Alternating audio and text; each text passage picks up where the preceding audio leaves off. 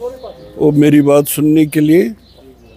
मैं आज exclusively youth का जो अनएम्प्लॉयमेंट है पूरे जम्मू कश्मीर में और कश्मीर को लेके खासकर आप भाइयों से उस बारे में बात करना चाहता हूँ।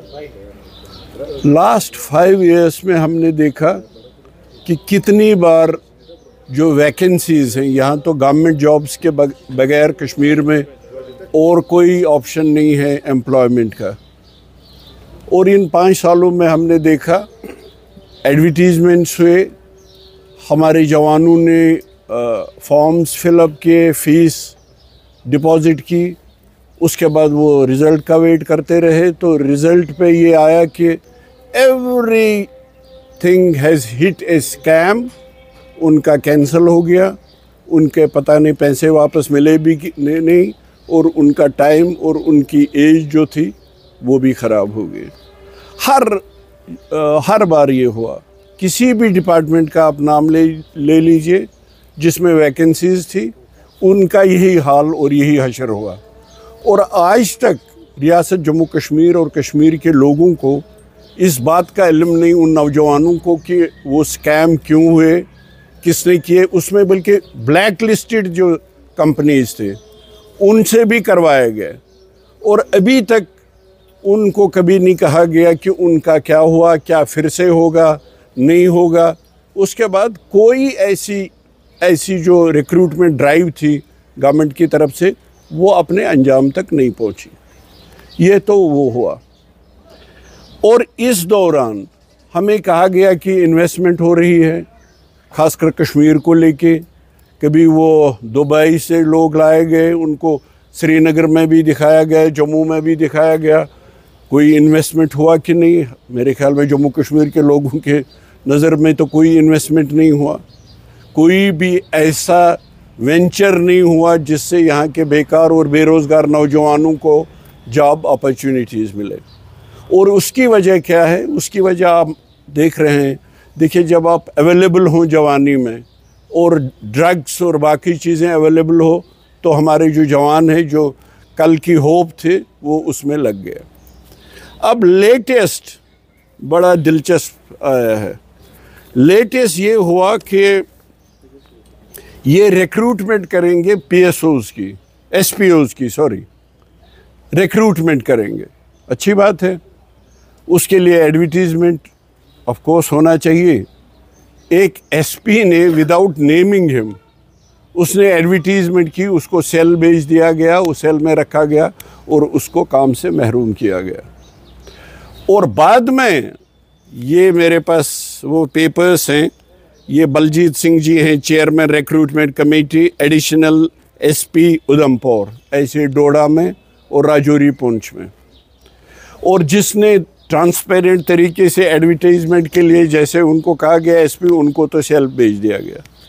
उसके बाद क्या हुआ, इन डिस्ट्रिक्ट्स को लेके बड़ी दिलचस्प, मतलब हैरान कुन बात है, दिलचस्प क्या कहूँगा, यानी परेशानी की बात है। उनको कहा गया कि ये एडवर्टीजमेंट नहीं करना है, आप अपने डिस्ट्रिक्ट्स में इन एरियाज़ में, इन विलेजेस में, उसको कहा गया बॉर्डर एरियाज़, सारे वो बॉर्डर एरियाज़ है नहीं, कि उसमें लड़के आप SPOs की भर्ती करें। उनको फिर ये फॉर्मेट दिया गया, एडवर्टीजमेंट तो छोड़ दीजिए, कि वो ये फॉर्मेट किस जवान को देंगे, किस विलेज में देंगे और किस एड्रेस पे देंगे, ये फॉर्मेट उन्होंने भरना है और उनको रिक्रूट किया जाएगा। मतलब इससे हसरत और क्या, जितना अफसोस होना चाहिए इस पे अफसोस है। गवर्नमेंट बता तो दे, किसी चीज़ का जवाब तो दे कि ये ऐसा क्यों हो रहा है। अगर वो सिर्फ बॉर्डर एरियाज़ होते, पहले तो मुझे बता दीजिए, ये वो एरियाज़ हैं सपोजली जो मिलिटेंसी इन्फेस्टेड है। इनके ज़माने में तो जम्मू रीजन में नहीं था, कठुआ, डोडा वगैरह, राजौरी, पुंछ, अब तो वो भी लपेट में आ गया, कश्मीर को छोड़ दीजिए आप। और उनमें ये रिक्रूटमेंट ड्राइव होगा। अब ये फॉर्मेट किसने भरना है, किसको देंगे, उसी को भरना होगा और वही देंगे। पहले मुझे बता दीजिए, ये समझा दीजिए, क्या मिलिटेंसी इन्फेस्टेड एरियाज में ही बेकारी बेरोजगारी दूर करनी है? क्या अब ये इंसेंटिव है लोगों को कि आप जिस एरिया में मिलिटेंसी होगी, जिसमें अनकाउंटर्स होंगे, जिसमें दिन दाड़े हमारे जवानों को मारा जाएगा और बाकी भी जो सिविलियंस डेथ्स होती हैं, वो उन्हीं एरियाज में ये लोग बेकारी बेरोजगारी दूर करेंगे। तो इसलिए हमारी तरफ से, मुझे महबूबा जी ने कहा कि आप अपने साथियों से, मीडिया से बात कर लीजिए और उनको ये तशवीशनाक सूरत हाल से आगाह कर लीजिए। ये मेरे पास वो फॉर्मेट्स हैं, ये कौन सी ट्रांसपेरेंसी है और ये किन लोगों को ये रिक्रूट कर रहे हैं एज SPOs। इसमें मैंने आपको बता दिया डोडा, उधमपुर, राजौरी, पुंछ। इससे अफसोस, मतलब मैं कह रहा हूँ एडमिनिस्ट्रेशन है, ठीक है, लोगों को बता तो दें कि ये फॉर्मेट क्यों, एडवर्टीजमेंट क्यों नहीं, कहीं से ट्रांसपेरेंसी तो दिखाएं, ताकि लोग कहते हैं ना, इंसाफ न सिर्फ होना चाहिए, दिखना भी चाहिए कि इंसाफ हो रहा है। तो आपके ज़रिए से मैं एडमिनिस्ट्रेशन से, बीजेपी गवर्नमेंट से कहूँगा कि आप हमारे नौजवानों को, हमारे बेटियों को, हमारे बेटों को, बच्चों को ये बता दीजिए ये सब कुछ क्या हो रहा है और कैसे ये लोग हमारी यहाँ नौजवानों की बेकारी और बेरोज़गारी दूर करने के जो दावे कर रहे हैं वो कैसे ये पूरे करेंगे।